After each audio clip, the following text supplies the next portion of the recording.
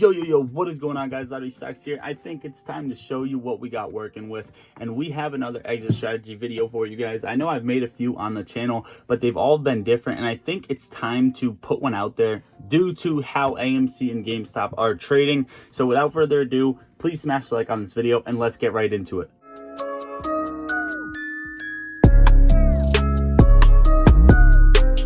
All right, guys, now the setup right here that we're working with, we have a little bit to go over now. And this is to make sure you get out of AMC for what you came for, or GameStop, or whatever short squeeze stock you're in. But this is mainly for AMC and GameStop. Okay, so I'm going to list off what we got, and then we're going to go over them. So we have BlackRock, Vanguard, Retail Whale, Retail FOMO, Gamma, Shorts Covering. You have data reported, social media, greed, fear, your price, 70-20, etc., etc. Now let's just start it one by one. Okay, so the squeeze, the first run up was to 20. These are just examples of where the stock got around to. So 20, and then it came down, and then 70, and you get the point. And this is about where we're at right now.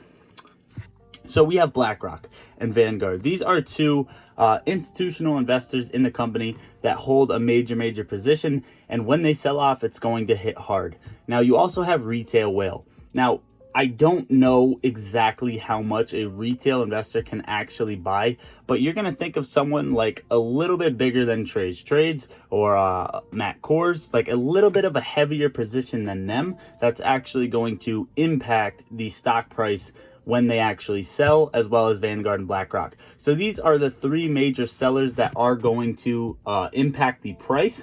And then on the way up, you have Retail, FOMO, and Gamma. Retail buying in and selling, trading back and forth, not really going to impact it that much until one of these people sell, the Retail Whale, Vanguard, or BlackRock, but it still will have an impact on the stock. And you have FOMO buying the entire way up.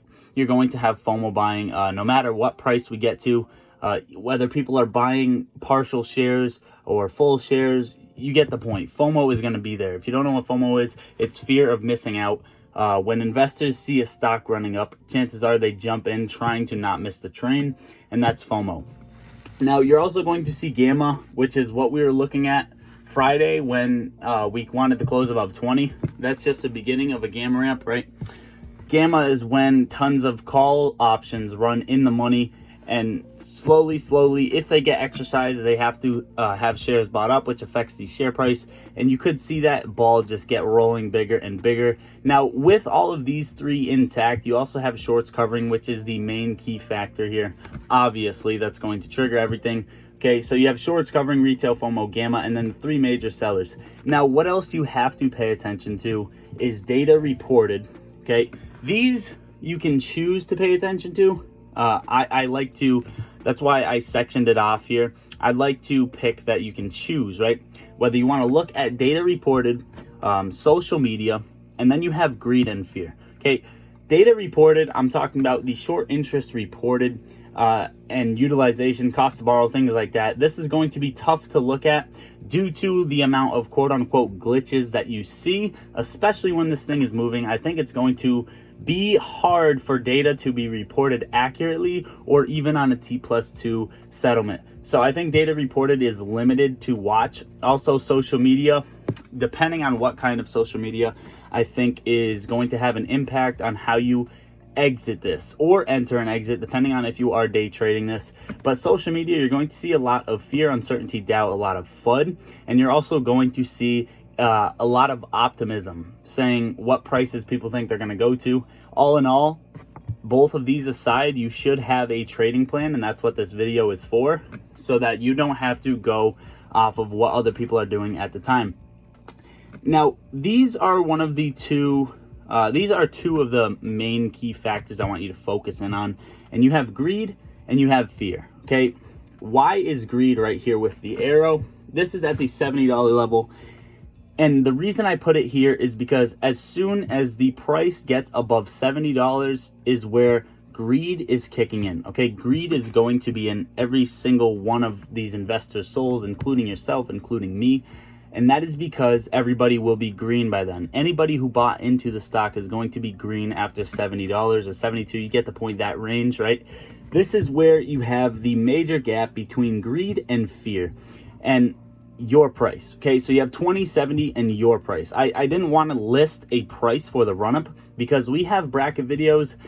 We have a few, and then we also have apes can really pick the price, but at the same time, this is all about you as an individual.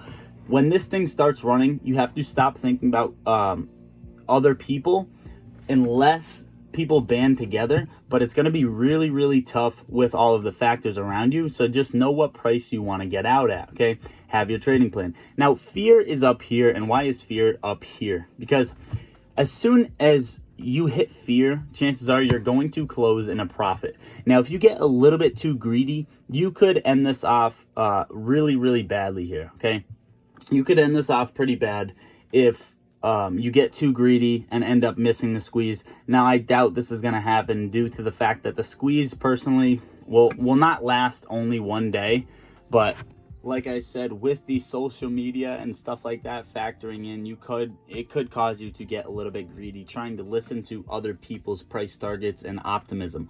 Okay, guys, now that greed and fear are out of the way, sorry, that sounded a little weird. All right, now that greed and fear are out of the way, I want you to come over here and take a look at this. Now, I put a little quote up here, and I want this to be in your head the entire time this is squeezing. Be fearful when others are greedy. Now, that's exactly self-explanatory as to what we just went over. As soon as you're fearful, chances are you're going to be taking profits, while others are greedy. Chances are you're taking profits at the highest price. This will give you the peak price. If you keep this in your head, be fearful when others are greedy, chances are you'll get out at a better price or get out at just the price you honestly wanted to get out at, guys. Also, before we get into the side stuff, I want you guys to know that whatever amount of money you make off of this play, it's free money. And even if it's not life-changing, which I do think it will be, but even if it's not life-changing, it's about what you do with the money after, because money can be flipped very, very fast to become life-changing money in a single day, a single week, a single month, or a single year. So it's really about how you manage your money. So try and educate yourself on that for the rest of the day before the market opens tomorrow or even next week.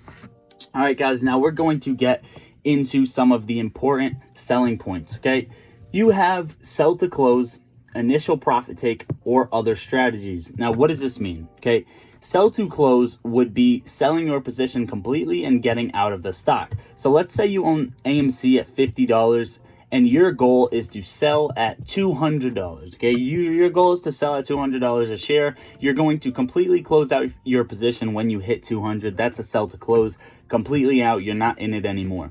Now, what else do you have is initial profit take. What is this? Initial profit taking is, let's say again, you got in at 50 and you want to take your initial profits out at 200. Okay, so let's say you had 10 shares at $50 and you get up to 200. You're going to want to take out enough that you can have $250 profit. So your initial profit is taken and you now have nothing to lose, okay? Only to gain in the stock. So that is the other strategy. Now you also have other strategy. And the reason I put this here is because no matter any amount of shares you have, you could sell off initial profits and then at a higher price sell off half and then let the rest ride, or sell off 30%, sell off 20%, sell off 50%, let the rest ride, etc., etc., etc. I don't know if those numbers added up to 100, but you guys get the point here. Other strategy, so make sure you just have one. Now, the ways you could sell off that I recommend selling off, not financial advice, are A, you have technical analysis, okay? What would this mean? Okay, let me draw this out really quick for you. I didn't really plan on it, but what would this mean? Okay, selling off from technical analysis. Okay, if you were to sell off based off of technical analysis, this is what you're looking at. Okay, you see that this is making a higher high, higher low. Okay, as you guys can see right here, it's not perfect, but higher high, higher low. Okay, if you are playing it based off of technical analysis, you are waiting for this to break below the previous high, and this is exactly where you would sell off, and this is selling based off of technical analysis, okay? Selling based off of TA. Now, the next thing you have here, would be reported data. How would you sell off with reported data? Now, this is a riskier one, and because we've said it before, right? Data reported. Selling off of reported data would mean that you sell when Ortex or whatever you listen to shows 0% short interest, okay, right? 0% short interest, because really the play here is have these shorts covered. And this would be basically selling off of reported data. I would preferably not recommend that one here, but that is another way where you could sell off your position. Now, the next thing is we're going to get into our limit and market orders, okay? A limit order, if you don't know what a limit order is, it is, let's say you own AMC at $50 a share and you want to get out at 70, but you can't watch the stock, or you just honestly just want to do a limit order. Let's just say you want to do a limit order, okay? So you want to sell at $70, okay? You want to sell at 70, you're going to say, you're going to type in a limit order and put sell at $70. You're going to let the price ride. As soon as it hits 70, it's going to pull your position. That's a limit order. Now, you also have a market order. And I want to go over a little bit more about these in a second here. But a market order is, let's say you want to get out whenever you see weakness, or you're playing technical analysis, or in general, you just want to use a market order. A market order is going to get you out at the price of the trading security, of course. Okay, that's what a market order, it's taking you out at market price. So when AMC is at, let's say, $83.88, and you use a market order, it's going to pull you out right then and there. But this is going to lead me into the next things I kind of wanted to talk about limit and market order. And this is risky. Okay, which one should you use and why? Okay, limit orders are tough because you could miss out on some serious upside or some serious downside if it doesn't reach your limit order. Okay, and what I mean by that is, say you have a limit price up here and the stock is coming up, and it doesn't hit your limit order quite. It gets very, very close, and then this major sell-off, right? You're not watching the stock, it didn't hit your limit, and now you're looking at pure downside. This is not what you like. Okay, if you were watching the stock and used the market order, you could have gotten out right here, right when it started selling off, but you weren't. Okay, that's scary about a market order, or I'm sorry, about a limit order.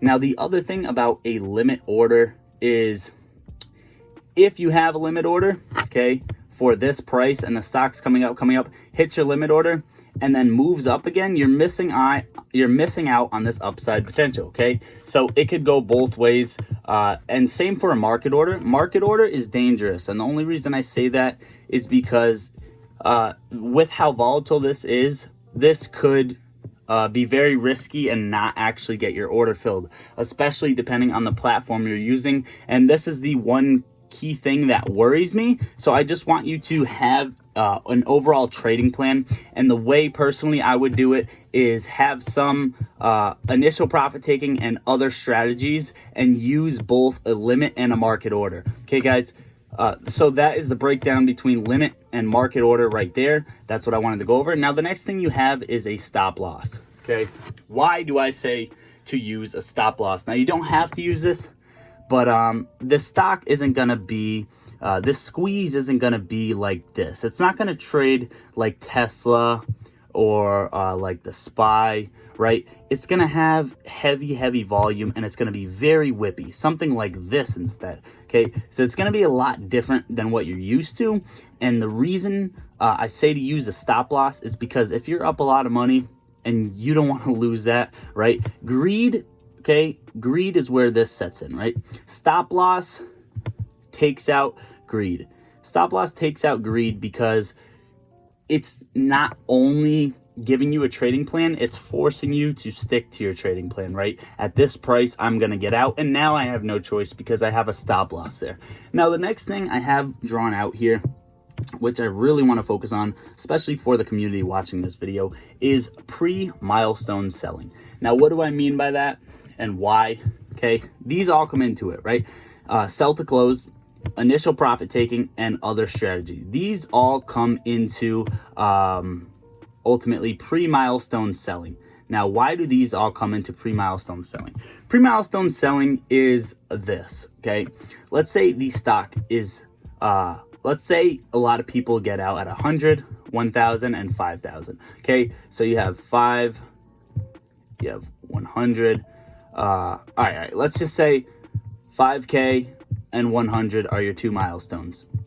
For this community, I wanted to put it out there and say to sell a bit before those. This is pre-milestone selling. And the reason for that is because if the stock price is curling up and it hits 100 where tons of retail are using a limit or even a market order and they want to get out at this milestone level, the stock is going to get smacked. Okay, so what I say by that is if you sell here right before it gets smacked, it's going to be less whippy on your position, and you're going to have easier fill times at what fill price you want to get out at. And this is the basics of pre-milestone selling here.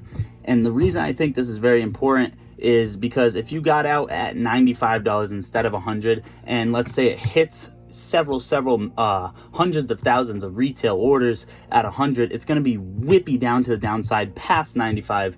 That's the scary thing about milestones. So if you want to use pre-milestone selling, feel free to do so. I do think it is pretty helpful, and I think it's could be a very, very useful strategy to use. And then the last thing we have is downside profit. Okay, let's say you use any of these strategies. Okay, let's say you use any of these strategies on the way up and you're finally out of AMC. Okay, no more AMC. What you could do, right, and this has nothing to do against the company, but let's say AMC squeeze goes to 5K, right? AMC squeeze goes to 5K, you're out of the stock, you took your profits, whatever. This is downside profit. Okay, how do you use downside profit? Now, what I would use is puts personally. Let's say the squeeze is over with and it's coming down and it's at 3K right here. Clearly, you know AMC, a movie theater company, is not worth $3,000 a share. That's going to be a trillion or a several $trillion company for a movie theater chain. Your fundamental value is probably between $20 and $50 a share. So $3,000 is just way too up there. So this has nothing to do against the company or you're shorting AMC, none of this, that. Okay, the squeeze has already happened. You're doing this downside profit, which a lot of hedge funds and retail whales are going to be using, and there's absolutely no reason why you couldn't do that too. The tough thing is going to be getting filled on this, but personally I don't think you have much risk here. And the reason I say that is because the stock has to come down. This has to come down at some point. So as soon as you start playing this downside move, you're getting profits all the way down to its fundamental value. This is all profits right here, okay? Profits. And overall, guys, this is how you successfully exit AMC, all in my opinion. Remember, if you've enjoyed this video, all I ask you to do is please smash like. It is free. Consider subscribing to the channel. We are almost at 5,000 subscribers. Also, guys, hit all the links in the description if you want free money, free Discord, and member of the channel, etc. Overall, guys, I hope you enjoyed your weekend, and let's get ready to make a fucking move in AMC, GameStop, Sundial, BBIG, Prague, MULN, etc. Let's get ready to burn these shorts, and let's do it. I love you all. Lottery Stocks out.